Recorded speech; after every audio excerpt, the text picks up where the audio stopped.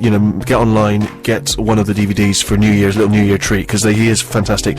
Anyway, Louis came in, he was doing a show over here in the West End, and we chatted to him about various things, and I was very disappointed that he'd divorced. I'm quite upset that you mentioned that you become divorced, because I feel like I know your wife and your family from your shows. Yeah. And I'm genuinely a little bit upset. I mean, not as upset as you are, I guess. Well, no, you shouldn't be, because no divorce, no good marriage ends, you know? Right, okay. It wasn't like a So divorce you're well shot of her. It wasn't like a state-mandated divorce or something, and we're broken-hearted. It's not like Romeo and Juliet. No, not at all. It's like Romeo's dad and Juliet's, and Romeo's dad and Romeo's mom. Right. If they lived at a time where they were allowed to divorce, which I'm sure they would have. They were a miserable couple of Sure. Verones, whatever they were from. I don't remember where they're from. Veronians. Yeah. Ugh. But we have the, as I say, our series of Inside the Actor Studio style questions. Okay. I'm just gonna, it might help us get used to you. What advice would you give your teenage self? just kill yourself. Kill yourself now. The good does not outweigh the bad for the next 20 years. Yeah. Just do yourself. Beware of crabs. Yeah. Yeah. Yeah. If you could jump into any film and live the life in that film for the rest of your life, what would that film be? I think it would be that movie Purple Rose of Cairo. Because that's what he does. That's the same premise. Yeah, sure. And so that I could do it twice, and then go in and out of whatever movies. Yeah. So. And also, finally, what past deed would you like to go back and change? Oh, there's so many. What's number one?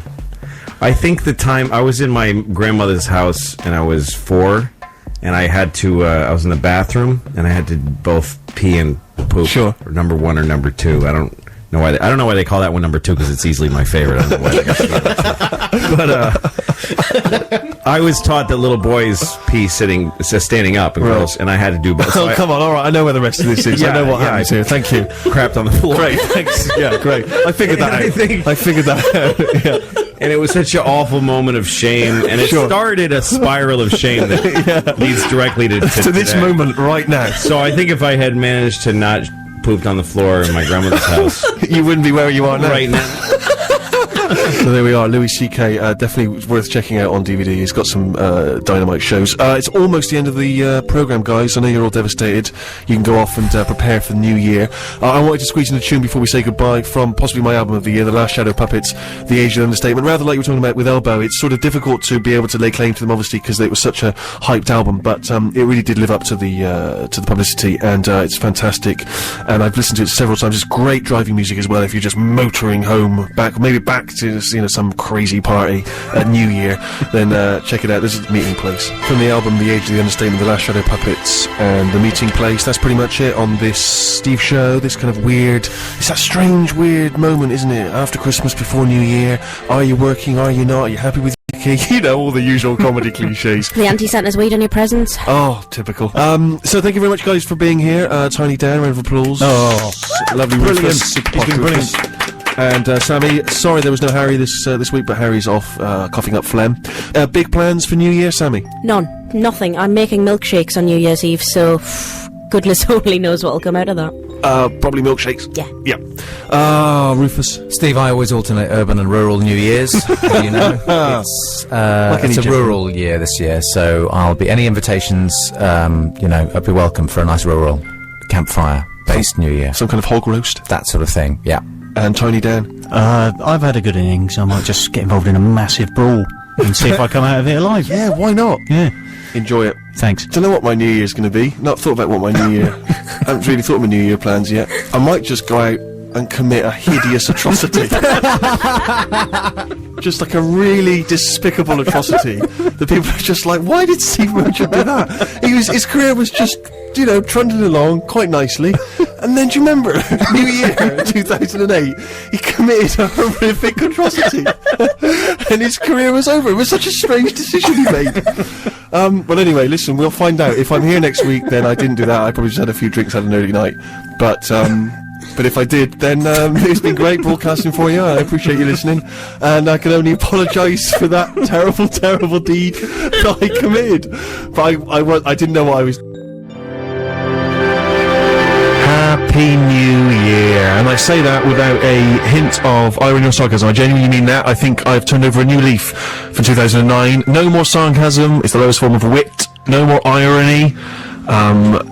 It's cheap, and I deserve better. There's going to be a lot more music on the show? Just a lot of more music, a lot of more music, a lot of more, just a lot of more investigating new sounds, much less chit-chat, much less waffle with the likes of you, Har. No, it's good, that's good. A lot of people would like that. Anyway, Happy New Year, I mean that sincerely. No, thank you, and to you. All the best for 2009. Will you like to see, you'll send that right back to me? Yeah, I did. Thank you very much indeed. Super Posh Rufus. Hello, Steve. Happy New Year to you, and Happy New Year to all our listeners. Thank you very much indeed, and lovely Sammy from the north. Hiya, Happy New Year, everyone. Thank you very much. And so good, there we are, we've already started, and I hope you've had a wonderful Christmas, and a lovely New Year celebration. Anything big happen your end? New Year? Oh, my New Year was spectacular. I went out in Sheffield to keep my stranded friend company. We went out, a big night out, big countdown to the New Year. Of course. Then spent 45 minutes queuing for a half pint of squash. That had my temper frayed. And bet. one of my New Year's resolutions is to be more calm about things, and I was ready to hop over the bar and nut somebody. It had gotten quite bad. So Yeah. I thought, do you know what, I'm not fed up with this. I sat down and tried to calm myself down. My friend was like, oh, I'm a bit cold, I'll go and get my coat from the cloakroom. Alright, so we queued up, and I said, do you want to just get coats and go home? Yeah, we'll do that. About 1 a.m, we'll go home. Sure. That's better. Got a taxi on time, got back home, had a cup of tea, put my pyjamas on, Lovely. ate some cold pizza, did a crossword. You did a crossword around what time now? We're talking about maybe 1:45. Whoa, crossword. wild. I know. You completed the crossword. We didn't manage to complete it, and it was in Heat, which is... Heat magazine has a crossword. Yeah. I bet that's a challenge. That's giving the New York Times a run for its money. we didn't complete it, and it was lovely. We had a nice chat about fairly mundane things like yawning. We had a nice discussion about yawning, and then went to sleep. Wow. That's a heck of a New Year. You've managed to combine perhaps the life of a young teenager with the life of perhaps a geriatric in a home somewhere. We both kept One saying, evening. This is very middle-aged, but isn't it lovely? Isn't it nice to have your pyjamas on, nice warm room? I tell you what, my New Year was fairly unremarkable and very middle class in that I sat around having dinner with some friends in a small house. But I tell you what, it wasn't half wrapped around 6 music. Was it? Oh, the radio went and 6 music went on about 11 p.m. Well, you did that. I'm sure a lot of people do this with New Year's. Like you. Well, they're seeking out new music. New Year, new music. That's exactly that's what my own eyes. Of course. About. You go, oh, a bit of Heart, a bit of Radio 1, what have they got going on? You want to get into the, the New Year Sure. kind of thing, and you want the countdown, obviously. And about 11:45, we couldn't find anything better than Dave Pearce's dance anthem. Really? So Piercy saw in the New Year for you? With a bit of Born Slippy. Is that what did he kick in the New Year with? I think a bit of Jump Around. Was it Jump Around? Yeah. I started off New Year's Eve with a sophisticated meal amongst friends, but then I thought, I'll head over to my friend's kind of wild, classic house party as a party in the old school style in his house. Obviously I was hitting the decks, as you know. Last year, of course, famously, I rocked them with Simply Red. Something got me started. It was an absolute triumph. Yeah. Before that, Susudio, again, also a massive triumph. I know what you're wondering. What did I do this year? We'll come to that. But we're in the car. I'll tell you, we left about 10:30. We thought, well, let's go. Oh dear, we hit some traffic. As New Year, as the chimes rang, still in the taxi cab. Oh no! I tell you, I don't know what he was listening to, but whatever station he had on saw in the New Year with the final countdown. Europe. But the cabbie, not a mention of it. Didn't even turn his head and say Happy New Year, anyone. Nothing. Just carry on driving. Just driving. Did you not just put an extra couple of quid on the clock as it ticked to midnight? But so it's a little bit disappointing to be in a cab for New Year. Not quite. I think possibly he was on his phone, on his mobile phone. I find that many cab drivers almost always talking to someone, day or night, always on the phone. I don't know who they were talking to. I don't know who is willing to spend that much time on the phone to a mini cab driver. Apparently there are people out there. They're cabbies, which would explain why Presumably they're other moving. cabbies, yeah. Got to that party, it was rocking. Obviously I slammed on the decks. Started with Prince, 1999. It's not a controversial choice, but it's people loved it. But I'll tell you my tune this year, it could have gone either way. Actually turned out to be a barnstormer. We Didn't Start the Fire, Billy Joel. JFK, blown away. What else do I have to say? Nothing, Billy, you've made your point. Yeah. And it's good to be able to make people think, about children of thalidomide, even as they're celebrating 2009. So, plenty achieved there. But listen, as I said, new music, very key on this show. And obviously, in the past we've we've been criticised for getting sidetracked with wiffle and waffle like we have now. But, you know, I always like to remind people this is a music show first and foremost. And what I've done is, I'm sure you've opened the newspapers and stuff over the last few weeks, and there's lots of predictions for 2009, lots of, you know, who you should be listening to. What I've done is I've done a sort of pool of all those things. I've looked at the music press, I've looked at the newspapers, I've looked on the blogs, and also, of course, at the BBC has its own kind of list, which I think it's exploring, and I think they get lots of experts together, and they come up with their BBC Sound Owl and people like that. And I know that during the course of Six Music this week, there'll be a lot of coverage of that. But anyway, I've taken artists from all those different points, and I've drawn up my own list of stuff, which is not necessarily things that I'm a big fan of myself, but things I think we should form an opinion on, and the listeners themselves may not yet have heard a lot of these artists. So during the course of today's show, we'll be listening to a number of these different names, the ones that are being tipped for 2009, and one that seems to be across the board, mentioned in all the papers and all the music press, is of course White Lies. So I'll play something from White Lies. I was trawling through as I say, the papers and things, and Q magazine calls this London trio a gothic killers with icy synths and gargantuan choruses. See if you're as big a fan as we listen to Lose My Life. You said to lose my life.